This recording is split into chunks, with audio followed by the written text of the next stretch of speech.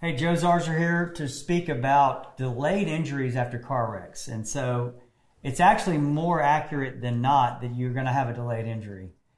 I'd say a good majority of the motor vehicle accident clients we speak to daily go to the ER, they think they're okay, they're not sure if they have a serious problem. Many of them have concussions, number one thing, right? Your brain is floating, your brain is suddenly stopped. It hits the skull back and front, causes bruising, right, doctor? And that's even with an airbag and a seatbelt on. Yes, the brain is floating. So if it abruptly stops, it's going to bounce around in your head and hit your skull and cause bruising, just like your skin would cause bruising. And from that, you're going to have post-concussion symptoms. Nearly every client involved in a car wreck has post-concussion symptoms. I'd say 90% of them, fortunately, after a week or two, clear up and they don't have any symptoms. Just like a bruise on your arm goes away, right? Sometimes those symptoms persist. Sometimes you can actually have active bleeding in your head that doesn't go away until you have surgery. So there are a very small minority of times where you have this concussions or head injuries can actually lead to more significant traumatic brain injuries. The other thing that is typical is neck and back problems. You leave the ER with a clean bill of health. You think, oh, they said I was fine. They just said I have neck strain, back strain.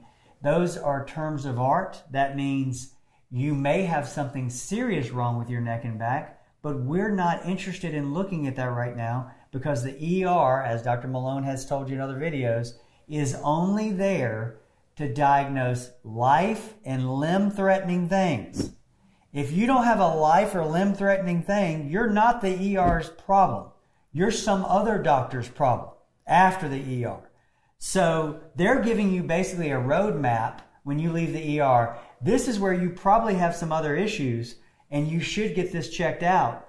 We didn't check that out thoroughly. And they're all saying follow up, too. Correct. See your doctor, return if you have worsening symptoms, all of that. And I'm not saying you're going to have issues, but many of our clients end up with neck and back problems or shoulder tears from leaving an ER after thinking the ER doctor's saying they're fine. The ER doctor's not saying you're fine. The ER doctor is saying that you don't have a life-threatening situation or a limb-threatening situation, or sense, I guess, and you're able to leave the emergency department and you don't have to be admitted. Yeah. That's all you're being told. Yeah, and you feel fairly well. You still have an adrenaline rush if you went the day of your accident, and there's some endorphins that are kind of going on that are masking some of this. Maybe they give you a dose of something at the ER that kind of blunted whatever pain you're having.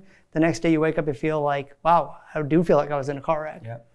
So expect to get a clean bill of health from the ER, or what you think is a clean bill. Oh, they said I was fine. No, they didn't say you were fine. They said you probably have other problems, but you're not going to die tonight.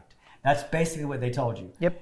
And if you continue to have symptoms, you need to call a lawyer before you talk to the insurance company, because of course, the insurance company is going to try to get you to settle as soon as possible before you even know what else is wrong. If you have any questions about latent injuries after a car wreck, which most of them are, they're mostly neck, back, and shoulder issues, you can find us on the web at zarzaurlaw.com, or you can call us at 855-HIRE-JOE.